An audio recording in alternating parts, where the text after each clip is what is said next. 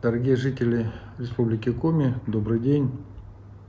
Сегодня очередной доклад о ситуации с коронавирусом. Мы сегодня в очередной раз приросли. У нас прирост составил 58 человек. Это люди, которые к вчерашним 150 добавились с подтвержденным диагнозом коронавирус. 305 человек у нас находится в листе ожидания. Это первичное подтверждение. Люди, которые точно так же могут добавляться вот к этому списку. Как я и говорил, это мы абсолютно понимаем и осознаем. Это эпидемиологическая ситуация, которая не должна вас беспокоить, потому что она подконтрольна, и мы абсолютно понимаем, почему это происходит. Те 3700 человек, которые у нас находятся под наблюдением, переходят, в моем понимании, уже в ситуацию, когда нужно по ним принимать активные решения. Именно из этой когорты мы и получаем вот этот вот ежедневный или там еженедельный добавление людей, которые переходят в COVID+. Какие решения и какие меры я предпринял за сегодняшний день? Я согласовал с Федеральным министерством здравоохранения временную схему активного профилактического лечения. Это 3 препарата, которые мы за сегодняшний день, максимум завтра, доставим из Москвы для того, чтобы выдать через участковую службу вот этой когорте в 3700 человек, которые находятся под наблюдением. Именно, повторяю, из этого количества мы ожидаем, если ничего не делать, если активно не предпринимать никаких мер, и будем ожидать постоянной подпитки COVID+. Для чего проводится эта активная, такая медицинская, лекарственная профилактика, лекарственное лечение? Именно для того, чтобы терапия, для того, чтобы перевести ту часть людей, которые сегодня либо в легкой форме, либо носители, перевести в когорту людей, которые не будут выдавать COVID+. Мера беспрецедентная. На сегодняшний день в России никто пока такое решение не принял. Абсолютно уверен в том, что мы таким активным мероприятием снизим количество людей, которые перейдут в COVID+, и перейдут в тяжелое заболевание.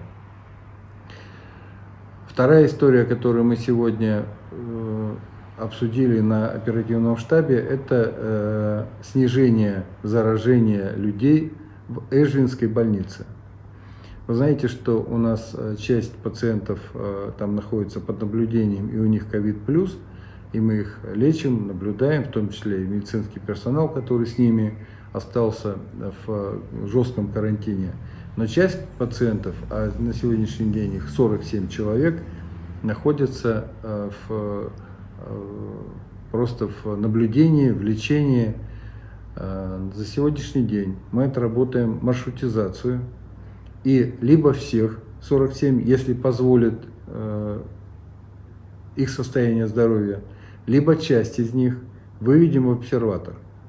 Для чего это делается? Это в первую очередь делается для того, чтобы не было внутрибольничного заражения, и эта когорта вот из 47 человек не стала когортой COVID+. Работа большая, непростая, но за сегодняшний день я думаю, что мы с коллегами с этим справимся, и вот 47 человек переведем в обсерватор. Следующая тема, которую тоже бы хотел поделиться, это вопрос идет с мест, вопрос идет от муниципалитетов, да и от вас. В постоянном режиме я получаю информацию о том, что малый бизнес совсем в плохой ситуации, и особая сегодня плачевная ситуация именно у малого бизнеса. Мы сегодня обсудили на оперативном штабе вопрос снижения мер, введенных планом по повышенной готовности и с учетом всех санитарно-эпидемиологических требований, а именно запись по звонку, обработка помещений, где проводится там работа, прием, там, не знаю, стрижка, там, маникюр и так далее. Вот с проведением всех противоэпидемических мероприятий, всей санитарной обработки, отработать все-таки механизм снятия вот этого жесткого режима повышенной готовности именно для малого бизнеса. Думаю, что в течение 2 дней мы такой порядок отработаем.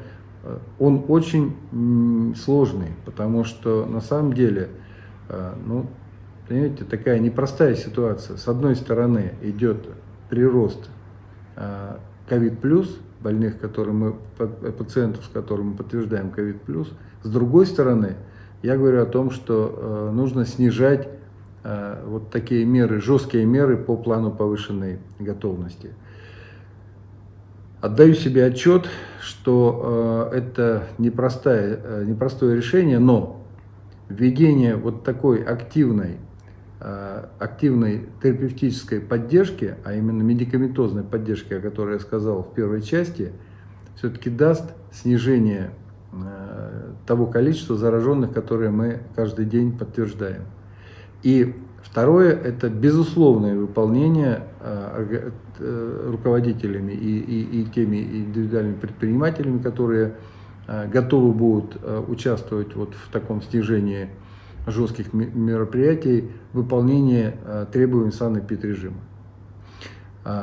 Третья история. 13 апреля будет переведено все школы на дистанционное обучение, вернее, начато дистанционное обучение. И мы тоже понимаем, что сегодня уже по оценке руководителей образования не во всех школах можно будет обеспечить дистанционное обучение, просто отсутствие интернета, банально. Поэтому я дал поручение, чтобы подготовили план. Там, где дистанционное обучение возможно, его, безусловно, выполнять. Там, где невозможно, подготовить другие методы, другие схемы, возможности для дистанционного обучения детей. На сегодня я думаю, что достаточно. Я и так много информации дал. Закончу тем, что мы сегодня, обсуждая на штабе, столкнулись с достаточно банальной ситуацией. Вообще, как при выходе на улицу или при выходе, допустим, в больницу, как человек пользуется средствами безопасности, теми же перчатками и маской. Оказалось, что тема оказалась не такая банальная. Хочу напомнить, что средства безопасности, да, СИЗы, как мы их называем, это маска, перчатки, они имеют как правильный порядок их надевания, так и правильный порядок снимания. Вот хочу подчеркнуть, что это очень важно. И когда человек одел перчатки и маску и считает, что он в безопасности, а потом грязными перчатками начинает снимать маску или трогать лицо, то, конечно, это абсолютно неправильно. Поэтому банальный совет. Если вы пообщались где-то, сходили в поликлинику, в больницу, вернулись, у вас перчатки и маска, то сначала нужно снять перчатки, после этого помыть руки и только после этого снимать маску. Будьте здоровы и все-таки соблюдайте режим самоизоляции.